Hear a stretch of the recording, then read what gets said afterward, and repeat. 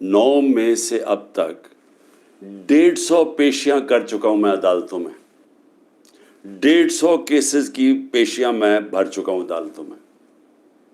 मेरे ऊपर 150 केसेस थे, 145 केसेस थे 9 मई से पहले। अब वो तकरीबन 165 पे पहुंच गए हैं, और वो जो नए केसेस हर रोज़ आ रहे हैं, तो ये बड़ी जल्दी मैं 200 केसेस में पहुंच जाऊंगा, डबल सेंचुरी हो जाएगी मेरी। और सिर्फ घर से निकलता हूं, अदालतों में पेशी करके फिर घर वापस आता हूं। मैं ये आज आपके सामने ये चीज़ें क्यों रख रहा हूं? इसलिए नहीं कि मुझे ये कोई केसेस की वजह से मैं कोई कमज़ोर पड़ रहा हूं या मैं कोई घबरा रहा हूं।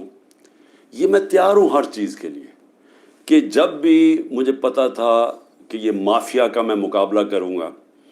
माफिया का मतलब ये कि ये वो लोग हैं, ये छोटा सा तबका है, ये मुल्क के वसाइल के ऊपर कंट्रोल करके बैठा हुआ है, ये आपस में मिले हुए हैं।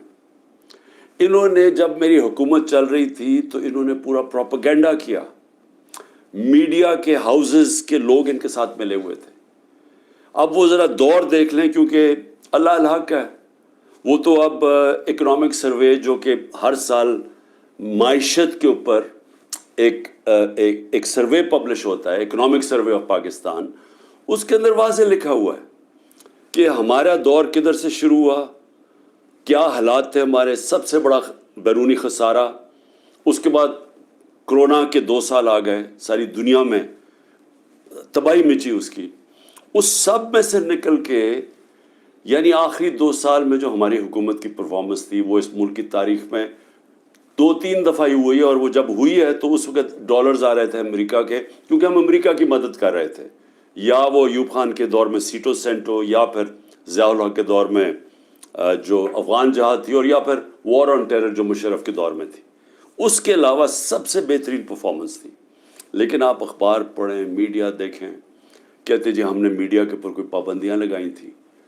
या आप सिर्फ उठा के मीडिया देखेंगे किस तरह की हमारे ऊपर तनकीद हो रही थी और प्रोपेगेंडा कैंपेन्स चल रही थी। और अब आजकल के मीडिया पे आ जाएं कि पूरी तरह मीडिया का मुंह बंद किया हुआ है, इमरान खान का नाम नहीं ले सकते, सिवाय कि उसके खिलाफ उसकी किरदार कुशी की कैंपेन हो, उसके अलावा इमरान खान का कोई पॉजिटिव नाम नहीं ले सकते। और वो सारे बड़े बड़े जो जहाद करने वाले थे आज़ादी राय में, वो सब चुप करके बैठे हुए हैं और इसके साथ इसका हिस्सा बने हुए हैं। तो मैं ये क्यों कह रहा हूँ आज कि ये जो मेरे ऊपर केसेस हैं और ये जो आगे जिस तरफ जा रहा है मुल्क, मैं इसलिए कह रहा हूँ कि इसी वजह से आज से 27 साल पहले मैंने अपनी इंसाफ की तहरीक शुरू की थी। क्योंकि मेरा टाइम सारी दुनिया में गुजरा था, मगरब में, बरतानिया में, मैं तो उनका सिस्टम समझ गया था। तो मैं तो बड़ी पहले इस नतीजे पे आ गया था कि जिस मुल्क में इंसाफ नहीं है, कानून की हुक्मरानी नहीं है, रूल ऑफ लॉ नहीं है, वो मुल्क तरक्की नहीं कर सकता, वहाँ खुशहाली नहीं है। मैं इस नतीजे पे पहुँच गया था, और इसलिए मैंने फिर 27 साल पहले अपनी तहरीक शुरू की इंसाफ की।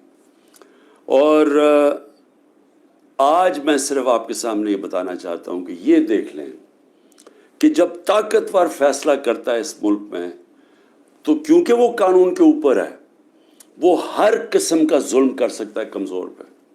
अब ये सब कुछ हो रहा है कि कहीं इमरान खान घुटने टेक के हमारे पास आ जाए कि सर जो आप कहते हैं मैं तैयार हूँ।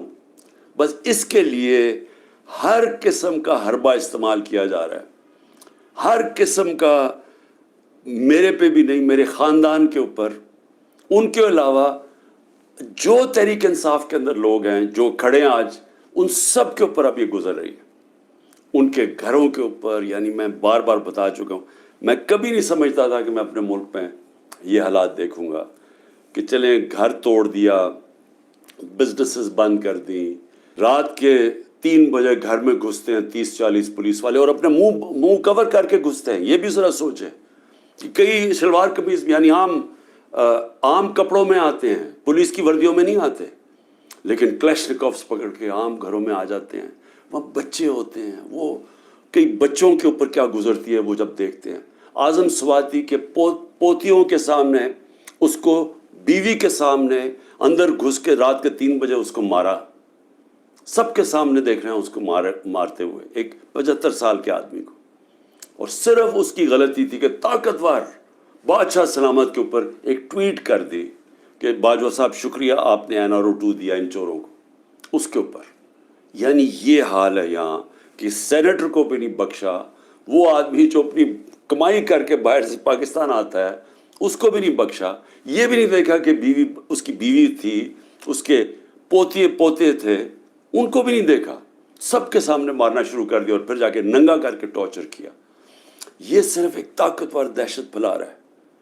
اور وہی طاقتور جب وہاں جاتا ہے کہ یورپ کے اندر, تو وہاں جب اس کو کچھ کہتا تو چپ کر کے ایسے کر کے معصوموں کی طرح بیٹھ جاتا ہے.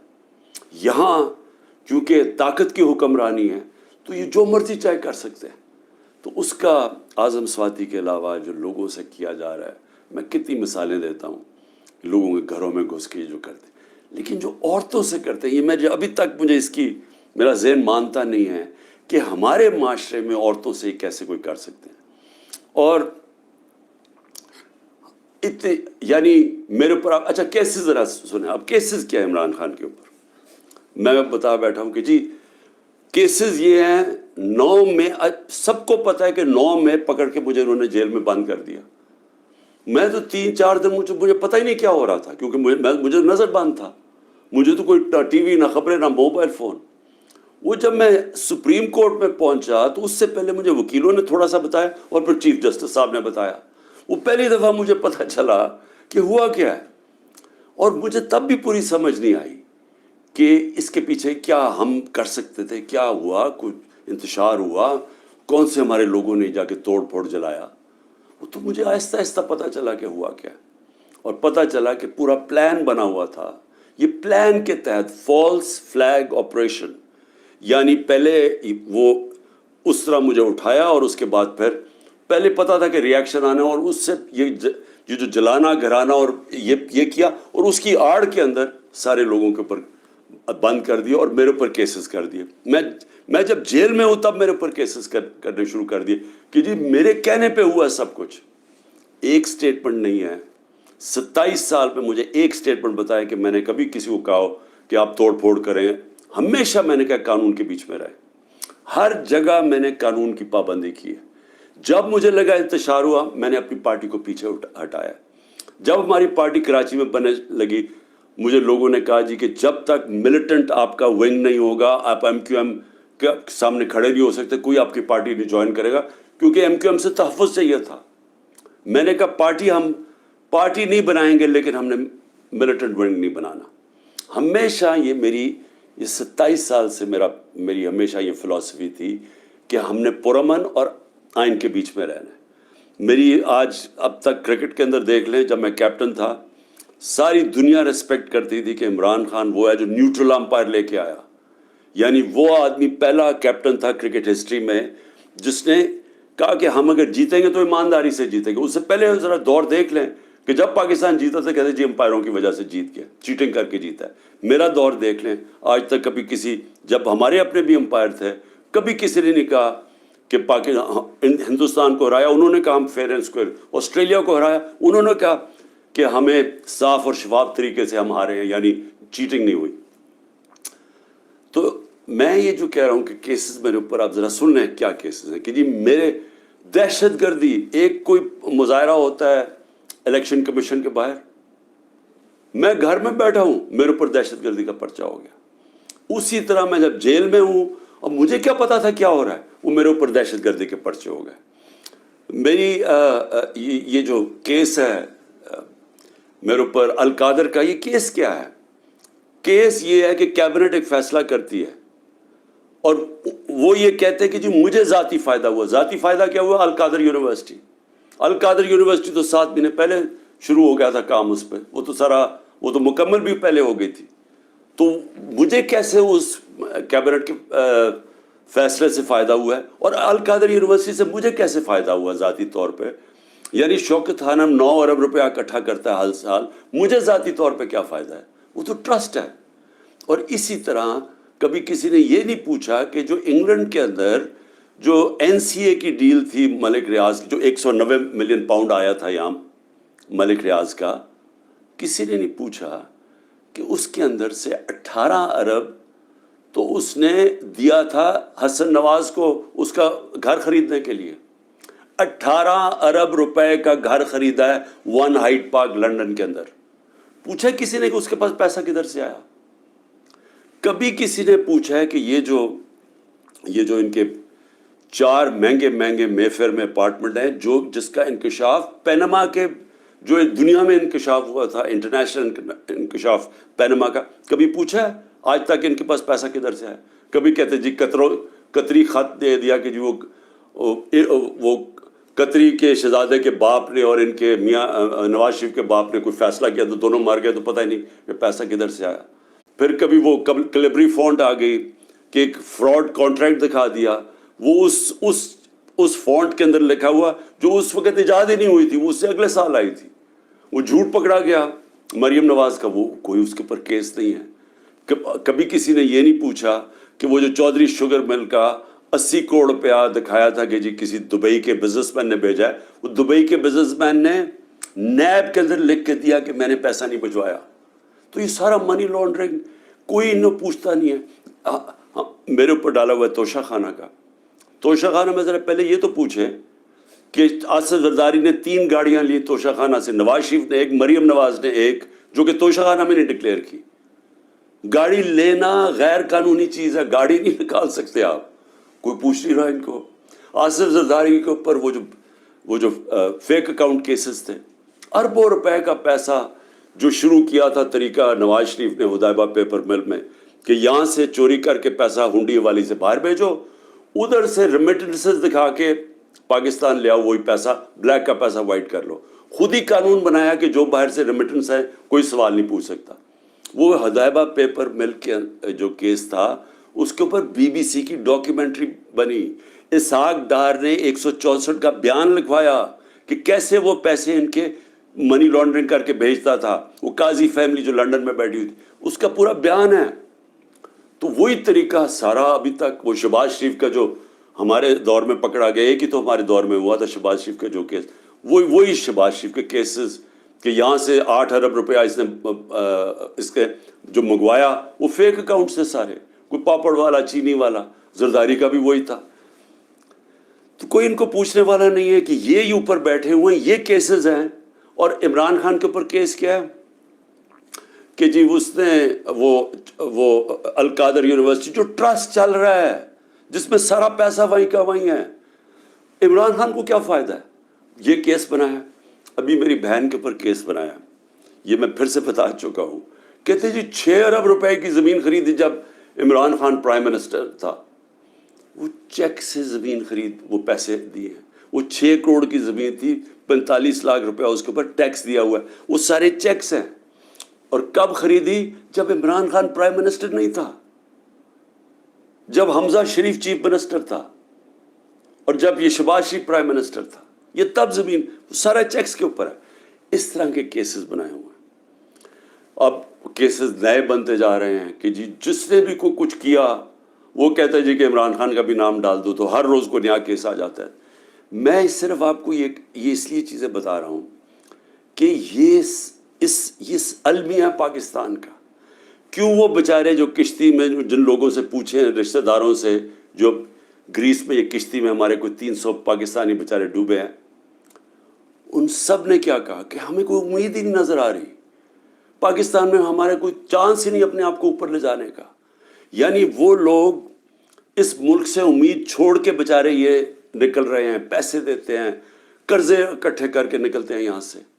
یہ وہ لوگ ہیں کیونکہ یہاں جو طاقتور ہے وہ جو مرضی کر لے، اس کو یہاں کا پاکستان کا انصاف کا نظام نہیں پکڑتا. اور یہ ہمارے سامنے اب بیٹھے ہیں سارے دن دناتے ہوئے. 30 سال سے جو ایک دوسرے کو چور کہہ رہے تھے آج سارے اوپر بیٹھے ہوئے ہیں. کوئی ان کے اوپر کیسز نہیں ہے، ختم ہو رہے ہیں ان کے کیسز. کیس کس کے اوپر کر رہے ہیں؟ ان لوگوں کے اوپر جن کی پوری کوشش تھی کہ اس ملک میں قانون کی بالادستی لے کے آئیں.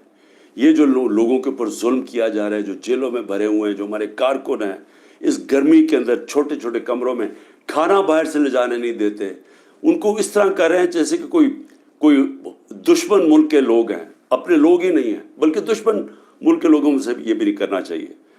تو یہ سارا کچھ ثابت یہ کرتا ہے پاکستان میں کہ جب تک ہم اس ملک کے اندر اپنا انصاف کا نظام نہیں ٹھیک کرتے، جب تک طاقتور اسی طرح ظلم کرتا رہے گا کمزور پہ، اسی طرح ہمارے غریب لوگ یہاں سے ملک سے کوشش کریں گے یہ کشتیوں میں باہر جانا، کیونکہ یہاں روزگار ملنا نہیں ہے۔ جب تک ہم انصاف کا نظام نہیں ٹھیک کرتے، یہاں سرمایہ کاری نہیں ہونے لگی، سرمایہ کاری نہیں ہوگی، نوکریاں نہیں ملیں گی، اور نوکریاں جب نہیں ملیں گی تو یہی حالات ہوں گے، غربت بڑھتی جائے گی، بے روزگاری بڑھتی جائے گی جو بڑھ رہی ہے پاکستان میں، اور جو طاقتور ہے وہ اپنا پیسہ باہر رکھے گا۔ یہ ساروں کا، یہ جو میں نے نام آپ کو بتائے ان بڑے بڑے خاندانوں کے، سب کا پیسہ باہر پڑا ہے۔ ان کو کوئی فرق نہیں پڑا کہ روپیہ گرتا ہے، مہنگائی ہوتی ہے، ان کو فرق ہی نہیں پڑتا، ڈالرز میں پیسے پڑے ہوئے ہیں ملک سے باہر۔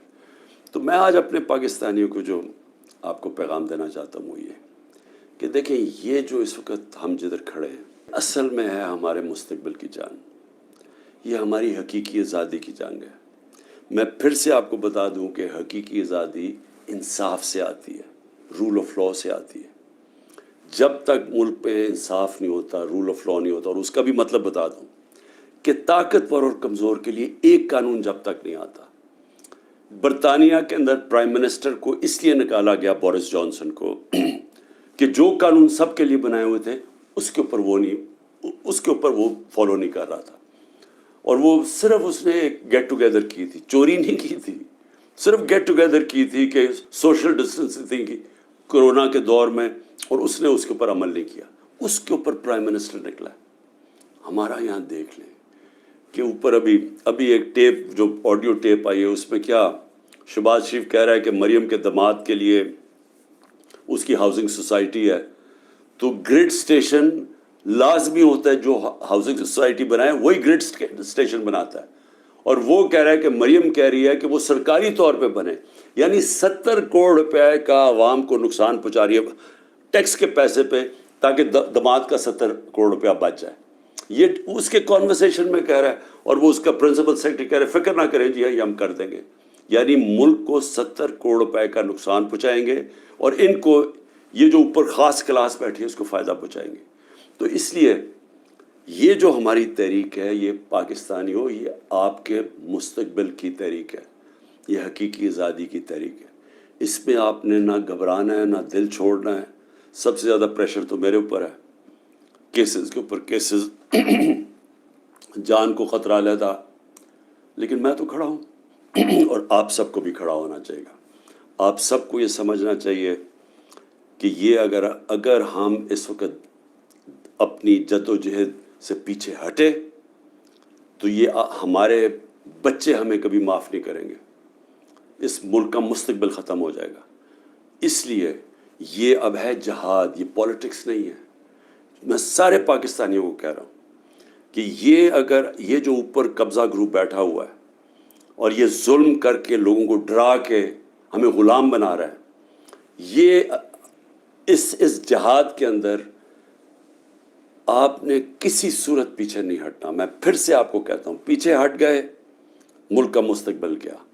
وہ جو بڑی خواب تھی پاکستان، جو ہمارے لیڈر قائد اعظم، جنہوں نے، جو کانسٹیٹیوشنلسٹ تھے، جو کہ قانون کی حکمرانی پہ چلنے والے تھے، جو آزادی کی جب وہ بات کرتے تھے تو وہ کوئی کمپرومائز نہیں کرتے تھے آزادی کے اوپر، خوددار انسان تھے۔ ایک غلام ہندوستان میں ایک آزاد انسان تھا جس کے ضمیر کی کوئی قیمت نہیں تھی، جس کے مخالف بھی ان کی عزت کرتے تھے۔ اور علامہ اقبال، جو کئی صدیوں میں ایسا ذہن مسلمان دنیا میں نہیں آیا جو علامہ اقبال کا تھا، جو انہوں نے تصور دیا تھا کہ ہم نے مدینہ کی ریاست کے اصولوں پہ ایک عظیم قوم کھڑی کرنی ہے، اور پھر بتایا کہ کیوں ایک زمانے میں ہم نے دنیا کی امامت کی، اور شکوہ اور جواب شکوہ میں بتایا کہ کیوں ہمارا اب زوال ہے۔ آج ہم ادھر ہی کھڑے ہیں، ہمیں وہی علامہ اقبال کی جو ان کی شاعری تھی، ہمیں اس کے اوپر ایک ایک شعر کے اندر کہ ہمیں انہوں نے پورا فلسفہ دیا ہوا ہے کہ آزاد قوم کی صرف پرواز ہے، صرف آزاد لوگ ہی اقبال کے شاہین بن سکتے ہیں، غلاموں کا کوئی مستقبل نہیں ہے۔